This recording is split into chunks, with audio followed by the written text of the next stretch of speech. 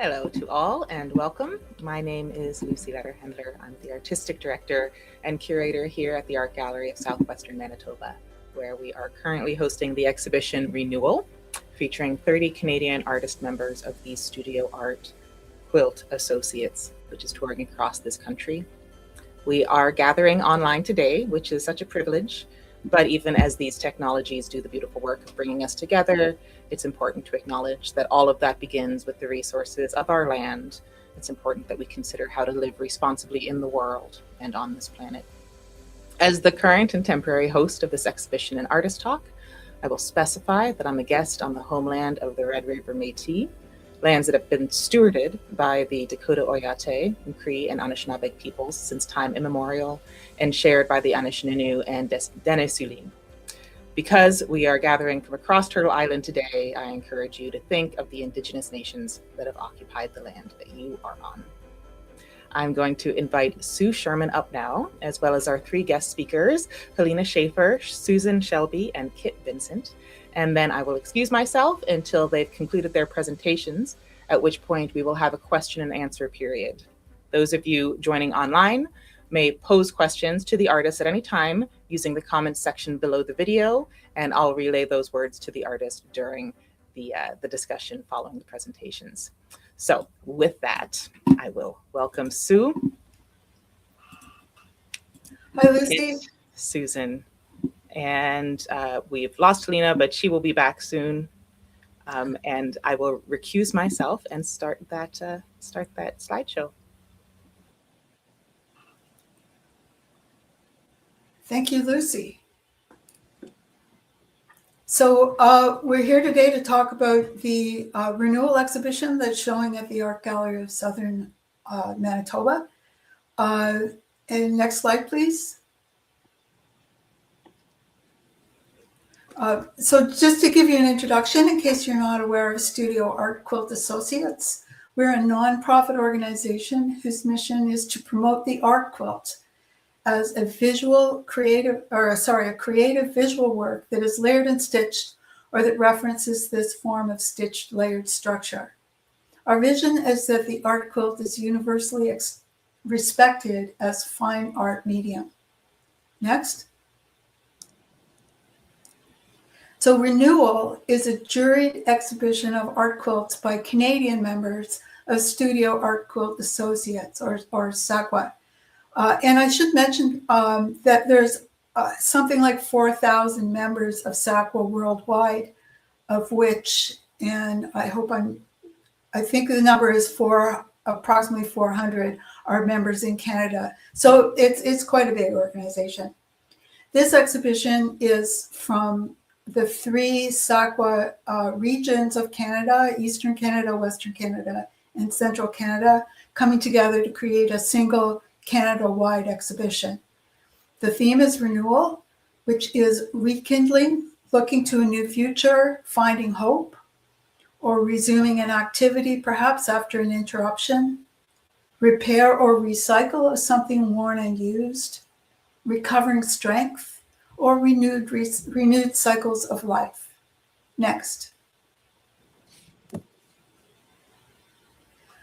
Renewal is a SAQA regional exhibition, as I said, and it includes the 3 regions of SAQA Canada. We, as a group, hired 3 jurors for this. We have gallerist David Kay, curator Leona Herzog, and artist-curator Brant Eisner. Next. Renewal will be showing at these 7 venues that are shown. It started out at Homer Watson House. It's been to Kenora, Quilt Canada in Mississauga, to the Bruce County Museum, and now it's here in Brandon, Manitoba.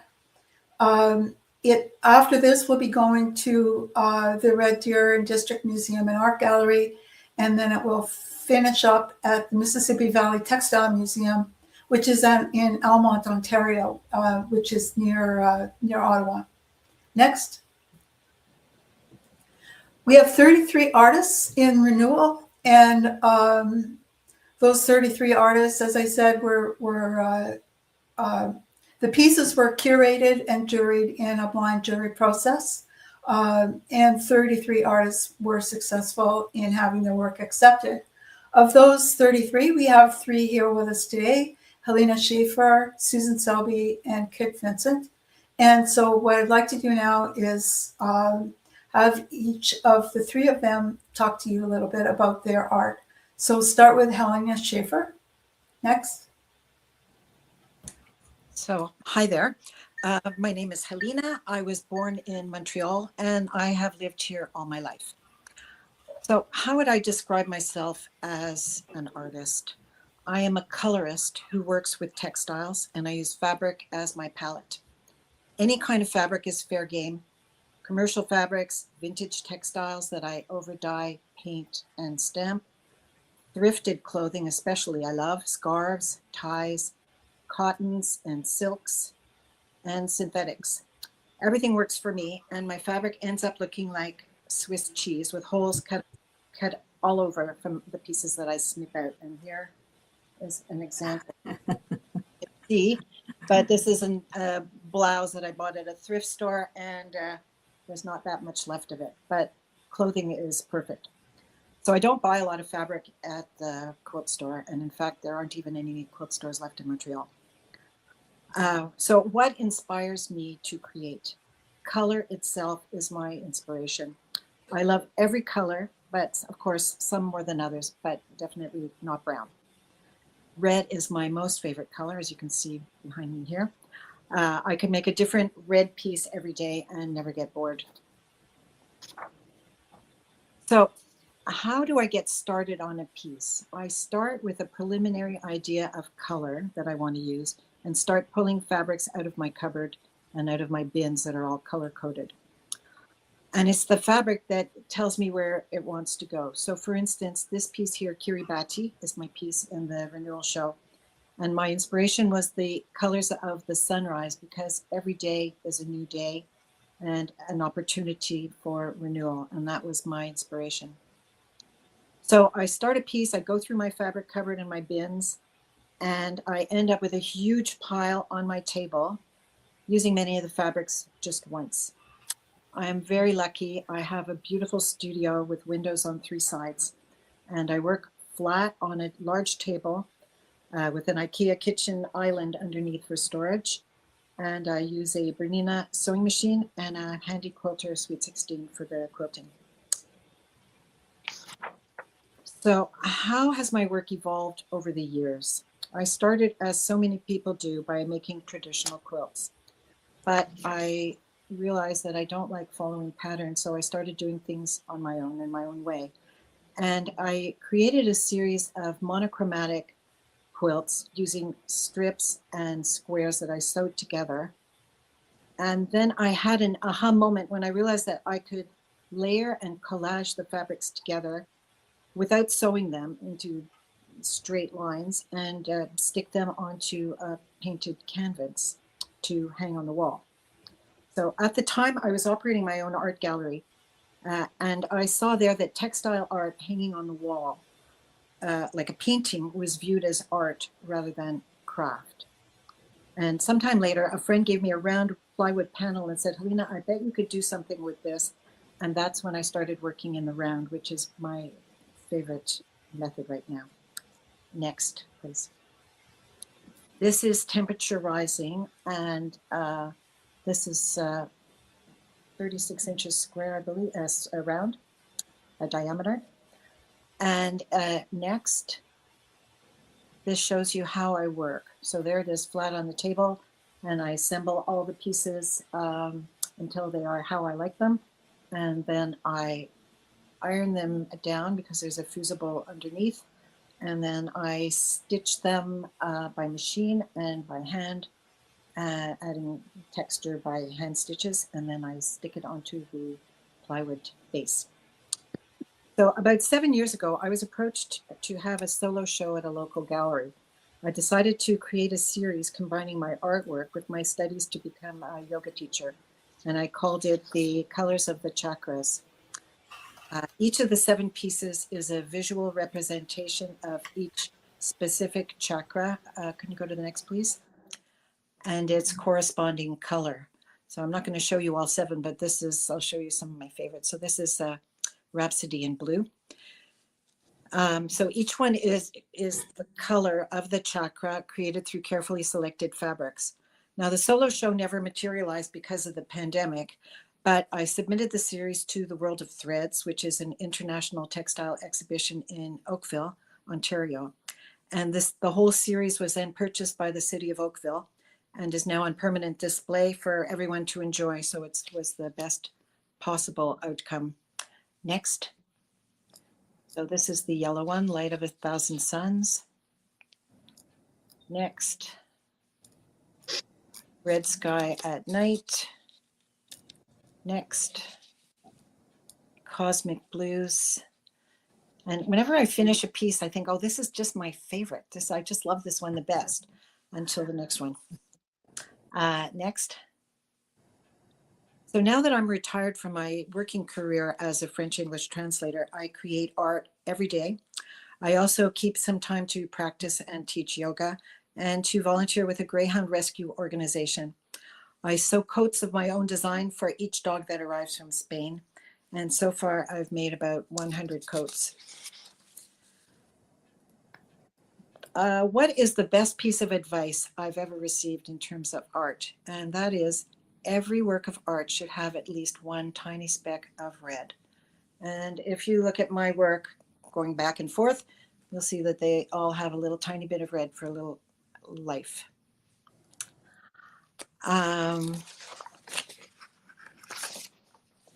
So this piece is a rainforest, and it was recently purchased by the city of Point Claire for its permanent collection, and it now hangs in the mayor's office.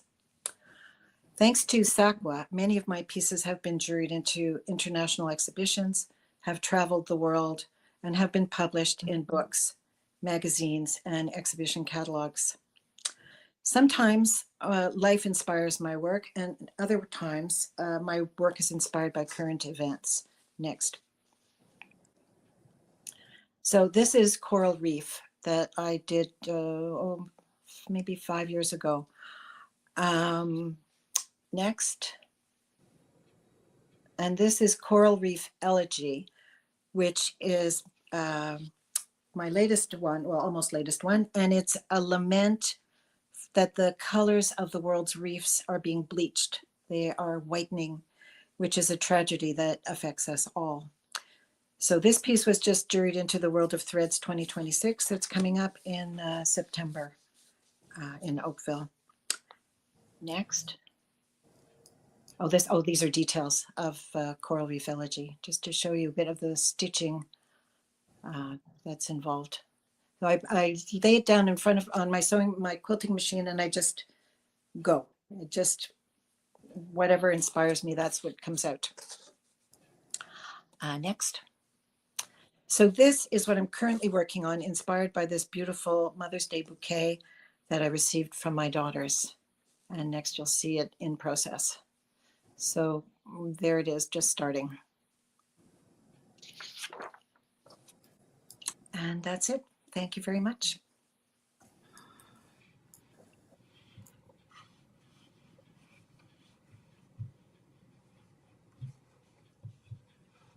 Next. Kit is up next. Sue, I think that you are, there you go. Yeah. Yeah. So our next presenter will be Kit Vincent from Ottawa. Hello, I'm here. So I'm going to speak about the piece that is. Cannot hear Kit. You cannot hear me? Oh, I can hear. Okay. Everything. I can hear you, Kit. All right. Should I continue? Lucy, can you hear? Yep, everything's good. Yeah. Good. Okay. So I'm not hearing her. What you see on the screen is tricolor white, and it's roughly 6 feet by 6 feet. It's a large piece. Oh, no. So some of us cannot hear me. Maybe I'll stop and we can sort out the. Just go ahead, Kit. We can hear. It was only Susan who couldn't, and she's. Yeah, so I think Susan and Helena are going to leave and come back in, and we'll just let them do that in the background. Please go ahead. Okay. So this piece was one of 3 large monochromatic quilts I made a few years ago. It's an older quilt of mine. And Lucy, if I could have the next slide, please. I'll start with practical truth. At the time, I had a show coming up, and I needed 3 large quilts quickly. And I had very little time for hesitation or dawdling. I needed a structure that would let me work decisively across 3 large pieces in a sort of a continual way. And as can happen with inspiration, circumstances intervened. The week I began cutting fabric for this was the week of the Bataclan attacks in the city of Paris. And that was a series of coordinated terrorist attacks in the Paris suburb of Saint-Denis. It left 150 people dead. Next slide, please. The airwaves at the time were flooded with French flags, of course, a sign of global grief and solidarity, all collapsing into the same image. Red, white, and blue were everywhere.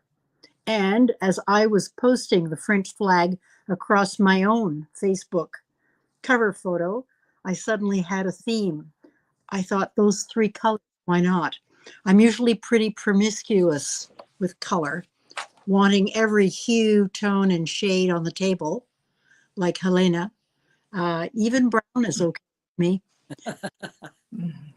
So restricting myself to a single dominant color for each piece felt pretty radical. I wasn't going for symbolism. It was strictly operational, but color limitation has a way of sharpening one's attention. A word, though, about the French flag.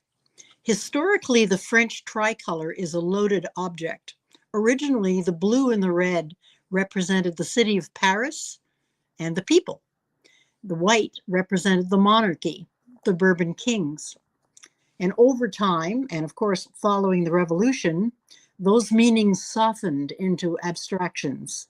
Red now represented passion and sacrifice, and blue represented reflection and reason. And white was posited in between them as a kind of mediator, sitting between red's passion and blue's reason. That placement matters. White is not neutral. It absorbs, it reflects, it exposes. It's the space where conflict becomes visible. I really like that. So back to my quilt. Next slide, please, Lucy.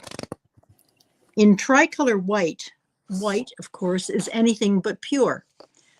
It's made from hand-dyed cottons, every color in the rainbow, but at a value of 8 or higher on a scale of 10. Creams, grays, faint blues, yellows, a whole series of what I like to call almost whites. They're very hard to find commercially, and they usually end up being part of my fabric dyeing process. So if I have a vat of dyed fabric sort of lingering, sitting there, the fabric has absorbed most of the dye. The dye has bonded to the existing fabric. I will throw in at the last minute an extra yard or two of prepared for dyeing white fabric, and that fabric will come out as an almost white. It absorbs the last bits of unbonded dye. So to help it along, I placed a black batting under the white ground to allow the lighter strips to pop forward. So those of you that get to see the show in person, you'll probably get to observe this. What emerged was a surface under a quiet pressure, which is what I wanted. Order trying to stay intact, and motion through the direction of the strips, pushing against it. That tension is this work. Next slide, please. So making and meaning. I often begin a piece without a clear verbal framework. It doesn't mean, though, that the work is unconscious. It means the thinking happens while working and through the material itself. Only later, living with the piece, do I recognize what the piece is insisting on. And that happened in this case as well. Balance in this case, not so much as harmony, but as a continual adjustment. Sort of like, when you're standing on one foot, that continual, always slightly tipping. Recovery, not as resolution, but as maintenance. White here isn't peace. It represents vigilance. Next slide, please. So there's a Canadian connection. This understanding brought me back to Joyce Wayland. When I was working for the government, way before I began quilting, I worked in a building that had a quilt hanging in its lobby on loan from the Canada Art Bank. It was huge and hung behind a large glass panel. Each letter of this quilt is a separate quilt sewn to the background. And sometimes when the elevator didn't come quite fast enough for me, I'd meander over and take a closer look at this beauty. In Reason Over Passion, Joyce Wayland chose quilting, a domestic, soft, feminized form, to speak directly to issues of political identity and national myth. That textile lineage is important to me. Textiles are often asked to be comforting. I'm more interested in what happens when they carry a message of discomfort, quietly, when softness holds this contradiction. So back to Renewal. Next slide, please. When I was invited to show a piece for this Renewal show, this piece felt like the right one, not because it's cheerful, but because it's about balance, that steady moment after the storm when you just start to find your footing again. In the French flag, white connects the red and the blue. In this quilt, it connects emotion and thought. Renewal for me lives in that in-between space, the quiet work of stitching things back together. Thank you.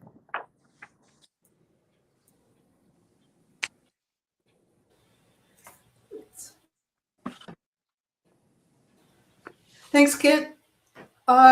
So our last speaker of our artist is Susan Selby. Hello, my name is Susan Selby. I'm a fiber artist who lives just outside of Winnipeg, Manitoba.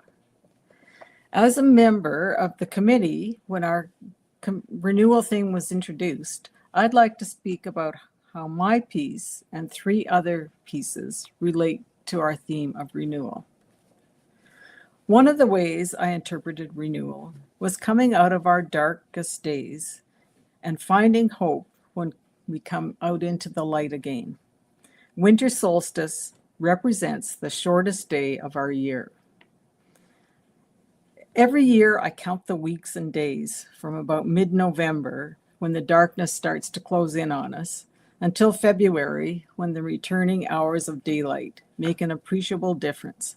And I always mark the winter solstice as the turning point. A gray, cloudy day just adds to the oppressively dark feeling of the season. Next, please. Oh, not that one. Keep going. No, I think we're going backwards.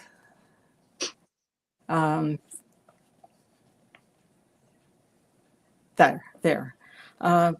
I take many landscape photos and use them for inspiration, but my landscape quilts seldom are a literal interpretation of a photo, more of an amalgamation and interpretation of various scenes. Here's one photo which was part of the inspiration for winter solstice. You can see the rows of stubble in the field through a layer of snow on the ground. This was a nice sunny day, however, so it's only part of the inspiration. Next, back to Joan Kilpatrick. Yes.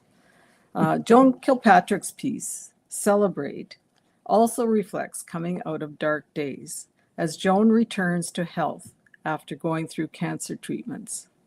The dark colors give way to cheerful yellow shapes as the pieces of her life are renewed. Next. Toni Major has titled her piece, Leaving the Dark, and it marks her journey through loss and grief to once again finding joy in her life. The dark colors gradually lighten and merge into sunny yellows and reds. I love her use of the hand-dyed fabrics, the way the blues and the greens and the yellows and the reds all merge into each other. And the next, please. Judith Martin has used another aspect of renewal, recycling and reuse of something worn and used. In this case, it is an antique quilt. She's used this quilt as a base, layering it, patching it, and adding a very great deal of hand stitching to make something entirely new. Poet in Love hangs from the ceiling and has a large three-dimensional presence, which contributes to its emotional impact. I always want to curl myself inside it and feel its softness and warmth whenever I see it. For winter solstice, next please. Yes, my winter solstice, and then I began with a hand-quilted Dresden plate quilt that had been given to my family many decades ago. We called it Dorothy's quilt. It was well worn, much loved, and faded, with very lumpy batting after many washings. I cut a section of it, layered it with a flimsy muslin and a cheesecloth sky, both of which I had dyed for previous pieces. Next, please. I placed a line of trees at the horizon and added machine and hand stitching to put it together. In this shot, you can, along the bottom, you can see the border of that Dresden plate quilt showing through with some pink dots, some yellow, some blues. And towards the top on the right, you can see Dresden plate shape through the distant field. I often add acrylic paint, Inktense colors, oil paint sticks, even markers to give detail and depth to the landscape, as I did here. There's a little bit of gray paint rubbed over that distant field to give it depth and look like soil that is blown over the field. Next, please. And here again, you can see some of the shape of the Dresden plate quilting that has come through with diagonal lines around a circle. And next, please. And the line of color in the gray sky above the trees is with oil paint sticks rubbed in.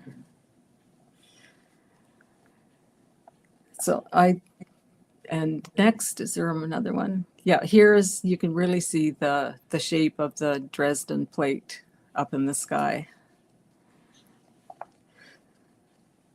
I hope many people are able to review the Renewal exhibit in person, where the many textures, colors, and feelings are best experienced. Thank you.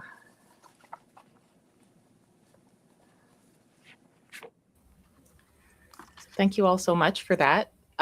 So I will remind everybody who's joining us online that you can engage with us over the comments. If you don't mind, I'll get the ball rolling with a question from Marie on YouTube, asking if Helena always works circular, and if so, why? Lately, I have been working mostly circular, but I have in the past done lots of squares. I did one that, in fact, that was 96 by 75. But that was not on a canvas, that was a quilt. But I find that as I go forward, I just really prefer working around. It just speaks to me.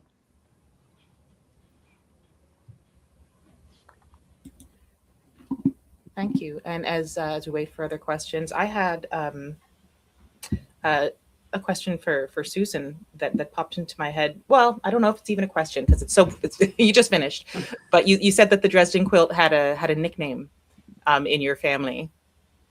Dorothy's quilt, because it was given to my family by a woman whose name was Dorothy. Yeah, and thinking about how that speaks to the mission of Studio Art Quilt Associates, that that kind of utilitarian material object being elevated, through legacy, through that kind of family connection, is something that's really at the core of, I think, the current turn in contemporary art in general. So the idea of reuse and resilience, and there's a specific word that quilters always use, but reusing old materials, right? Like really avoiding waste. All of that comes from this kind of homesteading mindset. And I wondered if any of you were thinking about those things as you were building as well. Open question. Yeah.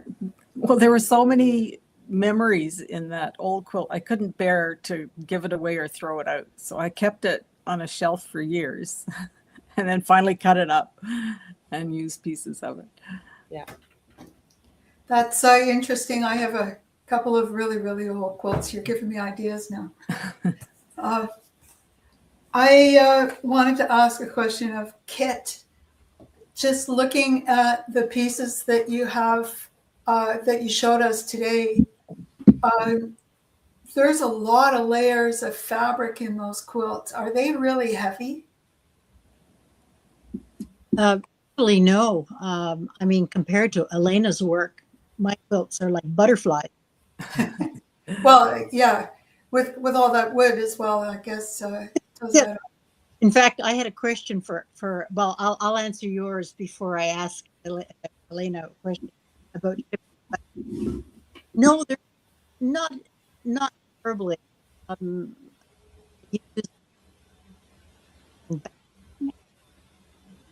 layer, and the stone.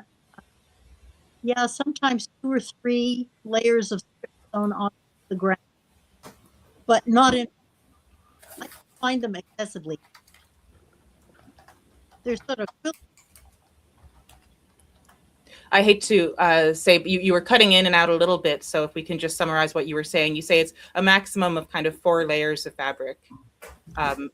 Yeah, so like the standard 3 layers, and on top of the standard 3 layers, the top layer of which would be round for me, I have several 2 to 3 layers of strips, narrow strips that are sewn down through the center onto this ground. But the quilts are not terribly heavy. They're no worse than any of the old quilts that I used to sew in the modern quilt style, sort of where there's lots and lots of thread, which can really add to the weight of a quilt. Thread by thread. Yeah. And I have a question for all three of you, if I may. In traditional quilting, a great deal of attention is paid to getting the stitching perfectly straight and then tying and burying ends and not having any loose threads hanging off. I'd just like to know what are your thoughts on the importance of these things that we generally refer to as the quilt police. Do they have any place in art quilts? I can be happy to answer. I think it depends on what it is that you want to say. It's the aesthetic. So if what you want to say is important from a craft perspective, proficiency, that is really an important part of your overall message. Definitely, it's valid. If, on the other hand, what you have to say is different, you want those things to move. You want them to have full noise. Then it's pretty important. Leave them where they can be seen. That's a good answer. Very good. Either of the other two have anything to add to that? That kind of precision is why I switched from traditional quilts to art quilts. Let go of the precision. I've done some completely different from my colorful work. I've done work in black and white. And when I do thread sketches with just black thread on white damask. And sometimes I bury the ends and sometimes I let the threads just flow and they just blow in the wind. They become part of the artwork then. Exactly. So that's the kind of the yin and the yang. I have color, and I have black and white. Excellent. Another question from the audience, which is if you jettison many things, if you start projects and decide against them, or you mentioned shelves of things that you're looking at that are tempting you to use them to get back to work. What was the question? The question, do you jettison many things? Do you start and decide against it? Oh, no. Never. Once you start, you get going. Well, no, I shouldn't say that. I have a lot of pieces that I'm in the process of making. At some point, I find that it's not working. I will put those pieces aside, and sometimes I'll come back to them, and they will be resolved. And if I can't resolve them, I will make something else with them. But I never jettison or throw out. Yeah. I haven't made the occasional dog bed, but most part they are repurposed into something new, usually a new shape. Yeah. If you collect fabric, it's very hard to throw any of it out. Yeah. And sometimes, if I might add, sitting on a project for a year or 2 or 5, it gives you a different perspective when you take it out of the cupboard. I rarely do that as well, but occasionally I've got a piece that is so terrible I can't bear to work on it. But there are parts of it that I really like, so I don't want to toss it. And if you leave it long enough, and if you have friends who can serve as a sounding board to discuss it, then you can sometimes come up with a solution that's even better than the original thing you were planning. sounds like what you're saying is that if the project isn't working, then it just becomes material again. Not always as extreme as that, but yeah, that can be it too. I don't work with material the way these ladies do, so I should probably keep out of this discussion. Oh no, what do you mean? Well, I paint with thickened dyes. Mhm. So all of my work is whole cloth, and the only fabric I use is white.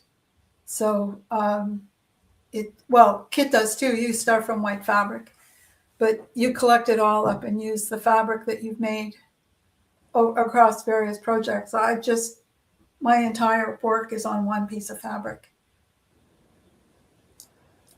I admire people that go to thrift stores and can make art from reused fabric. I try to do that. I end up with a huge collection of old clothes, and then people are pile doing in the corner. I just can't do anything with it. I've got to use yardage. That's how I work. We do have the exhibition that's accompanying Renewal in the main gallery right now is by Melanie Rocan, called Mending, and she created an 11-meter long quilt out of entirely thrifted garments. And with the privilege of being a curator, I've been able to handle everything that's in the gallery right now. And I'll tell you that those thrifted materials, when you don't have the control that you're talking about, Kit, the technical side just doesn't exist, right? This had to be almost entirely a conceptual quilt, because, you know, synthetics are going to behave differently than cottons, and corduroys are going to behave differently than, you know, tinsels. And yeah. Well, it takes a great deal of craft to be able to manage that. Yeah. I admire that. Can I ask Susan a question?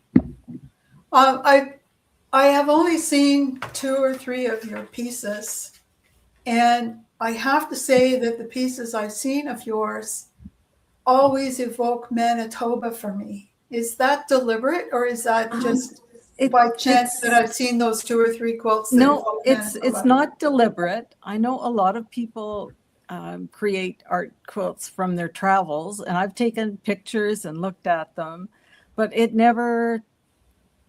It's the scenery I live in that seems to come out. Yeah.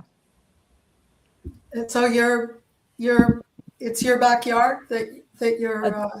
The landscape photo is, yes, my backyard. It was taken. Well, it's a nice backyard, I have to say. It is dandelions right now. Incredible. Yeah. Well, dandelions are good for pollinators and insects. It's more than they can handle. Oh.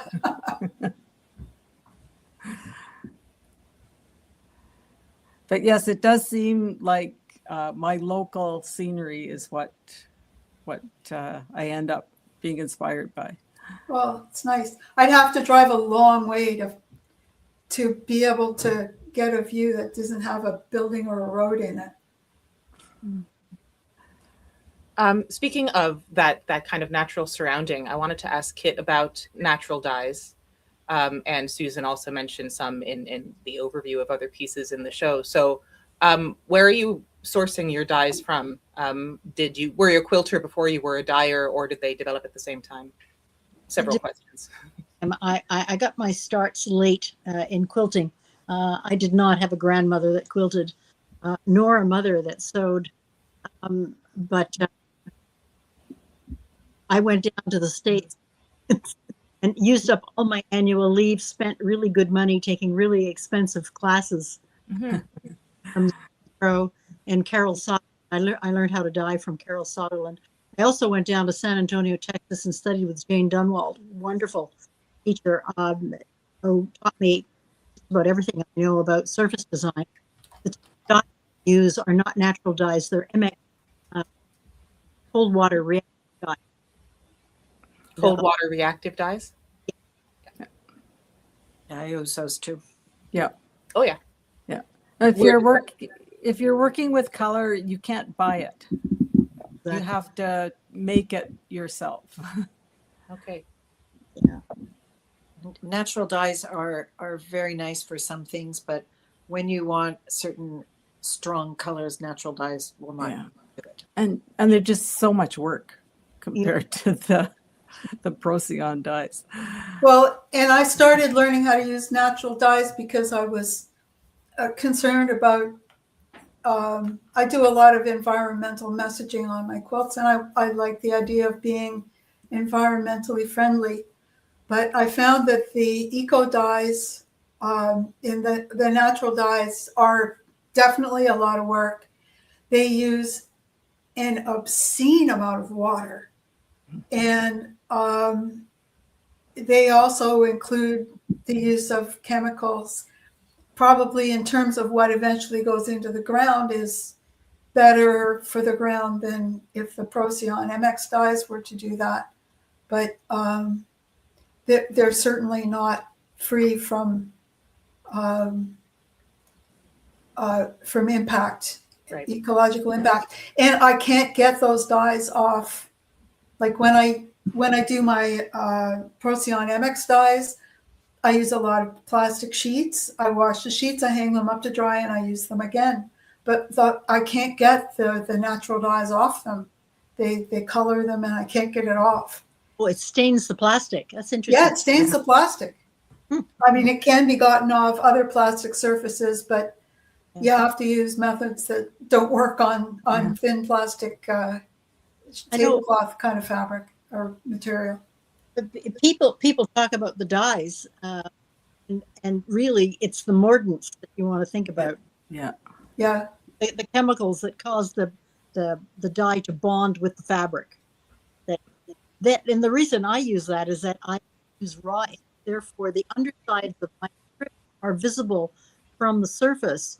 So the color has to go right through the fabric and be seen on both sides. When you buy commercial fabric, that fabric is stained. So you have a stain on the surface, but the underside of the fabric very often is white, or it's a pale stain of what's on the surface, and that doesn't work with raw ink. So that's another practical reason why I end up. Yeah. Having said that, though, yeah, there are a lot of good reasons to use natural dye.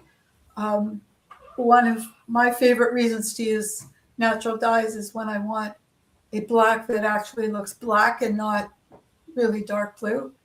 Some of like the myrobalan and iron is a really good black that I don't think you can get the same kind of black from the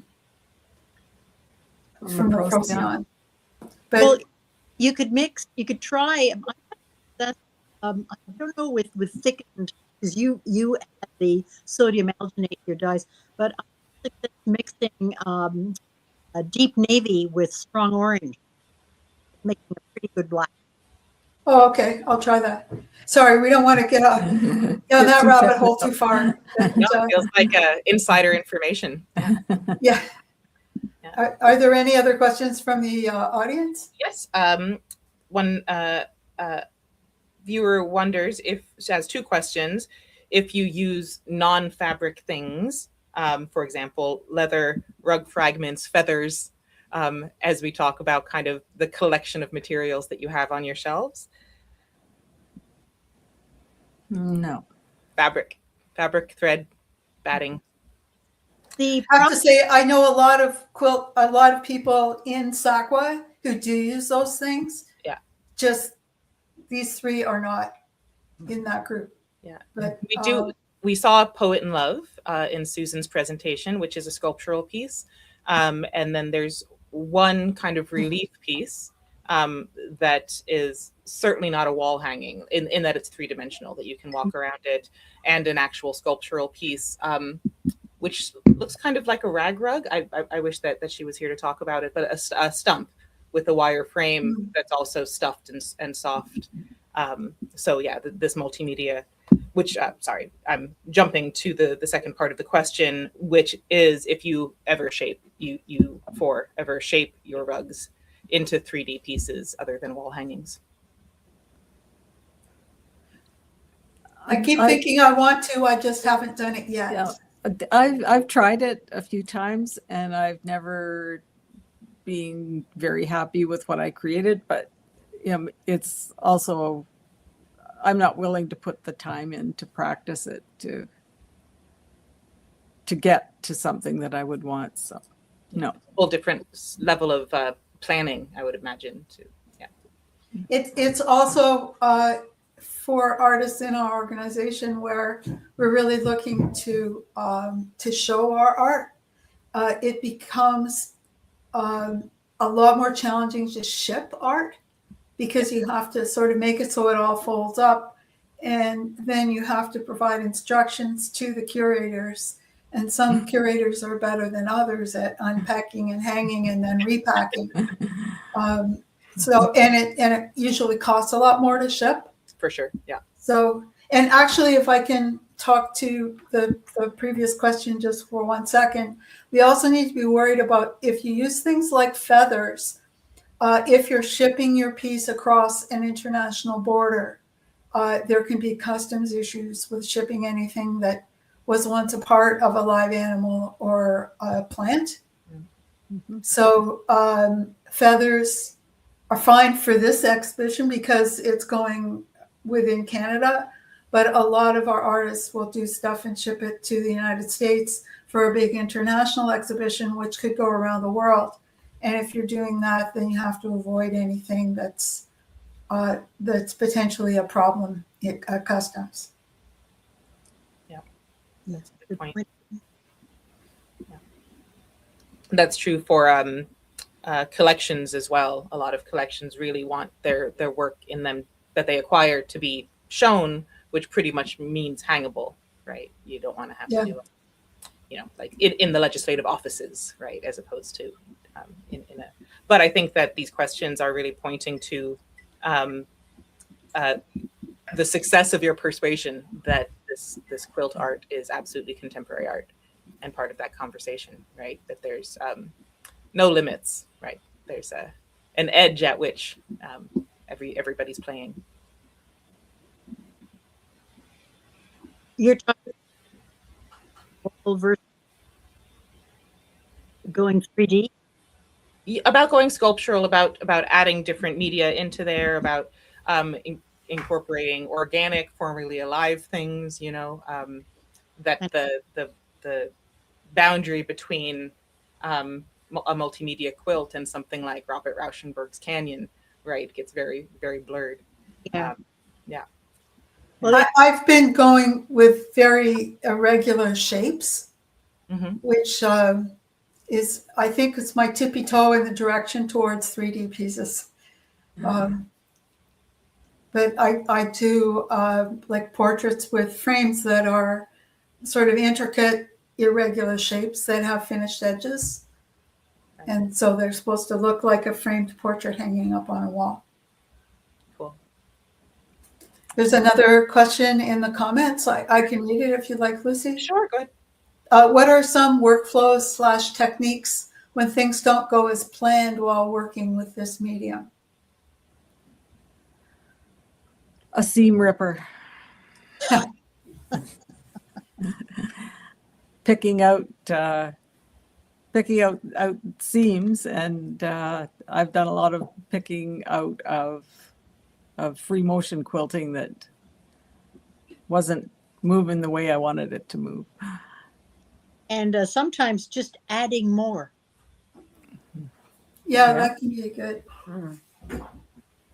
I recently had an article in the Canadian Quilter magazine about a quilt that I really liked the foreground of this quilt, but I really messed up the background badly. So I cut the entire foreground out all the way around. I finished the edges off with a matte medium, like whatchamacallit? Anyway, matte medium, it's like glue. And then I put it on a different backing, just hand stitch it onto a different backing. And so it was looked like a completely new quilt, but the main part of it, the hardest part to make was salvaged from the original project. Great idea. Yeah. I've sliced off a foreground or sliced off a sky, and sewn it to something different, or cut a strip out that didn't give the right perspective. So yeah. So add to the seam ripper, the rotary cutter. Yeah. Well, I always use scissors when I'm doing that kind of cut. I don't trust myself with the rotary cutter when I'm really near stuff that's finished and good. Rotary cutter is so much more satisfying. Oh yeah. If you want to slash something off, that's good. I just got some electric scissors to, when I sew the dog coats, I'm cutting these really thick layers, and my arm was just like, and so my husband found these electric scissors for me, and it's like life-changing. Oh, wonderful. Just go Those were all the rage in the 70s. We had a pair with a long cord. They probably don't have a cord now. no cord. They're battery. They're back. It's rechargeable. Yeah. Helena, Oh, okay. Helena, I have a question about shipping your large round plywood pieces. Is it like, do you have to crate those? No, my husband has built boxes for me out of cardboard. Like we used. Actually, I haven't sent any really large ones to the States. Like now, I'm not shipping anything to the States. I'm just kind of no US right now. But I have. He has built me boxes from bicycle boxes. Bicycle shipping boxes. Okay. I got them from a local bike store for $5 and cut them up to reshape them. Fantastic. Good to know.